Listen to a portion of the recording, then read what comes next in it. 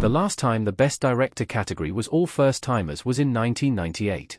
The nominees included James Cameron for Titanic, Peter Cotonio for The Full Monty, Gus Van Sant for Good Will Hunting, Curtis Hanson for LA Confidential, and Atom Egoyan for The Sweet Hereafter. Though almost all of these movies have gone down as iconic pieces of cinema, it is Cameron that ultimately took the prize for Best Director. This isn't too surprising either, as Cameron's project about the tragic ship sinking became the highest-grossing movie of all time, earning over $2 billion at the box office. Why it's so uncommon for Best Director to be all first-time nominees. The 2025 Best Directors might not have been all newcomers. Nicholas Hoult as Justin Kemp looking down in Juror Number 2. The most riveting part of this Best Director trend is that it hasn't happened for so long. The reason for this is double-pronged. First, it is difficult for directors to establish themselves.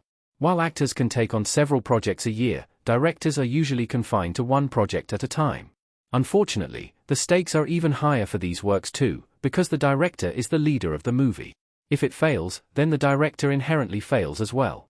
Because of this, it takes a lot of time for a new director to finally get recognized. Another important element to keep in mind is that established directors continue making movies after they've been nominated or won for the first time. Big names like Spielberg, Scorsese, and Gerwig continue making movies every few years and earning themselves spots in the Best Director category. Ultimately, this prevents Best Director from being only first-timers most of the time. Take the 2024 Oscars, for example. Justine Triet was a first-time Best Director nominee, but she stood beside massive names like Christopher Nolan, Yorgos Lanthimos, and Martin Scorsese. Notably, it took Nolan 3 tries to finally win Best Picture. As it turns out, the 2025 Best Director category could have easily mixed newcomers and seasoned directors.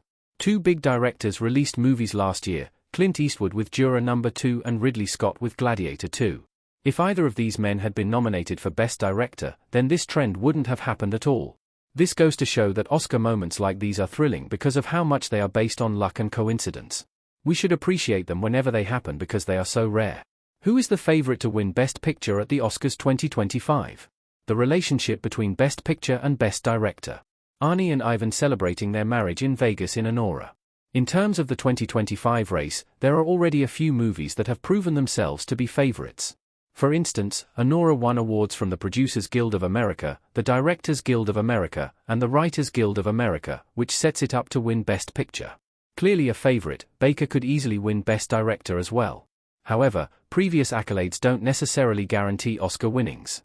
Fargiat created a horrifying sci-fi world in The Substance, and Corbett's The Brutalist is an epic immigrant tale. In reality, anyone could win the category and completely deserve it. An interesting parallel to keep in mind as well is the relationship between Best Picture winners and Best Director winners. In recent years, it is incredibly common for the Best Director winner to end up winning Best Picture as well. Examples include Nolan for Oppenheimer, Daniel Kwan and Daniel Scheinert for Everything Everywhere All at Once, and Chloe Zhao for Nomadland. In this way, those who are frontrunners for Best Picture, i.e. Anora and The Brutalist, are probably also the top contenders for Best Director. The Oscars 2026 is very unlikely to have an all-first-timer Best Director lineup. It is nice to see the Best Director category change. Jake Sully looking determined as he flies in Avatar: The Way of Water. It is more likely than not that the 2026 Oscars will not be another first-timer lineup.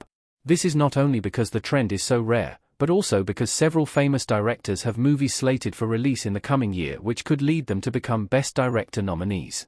James Cameron is releasing Avatar: Fire and Ash at the end of 2025, which is sure to make a splash at the 2026 Oscars.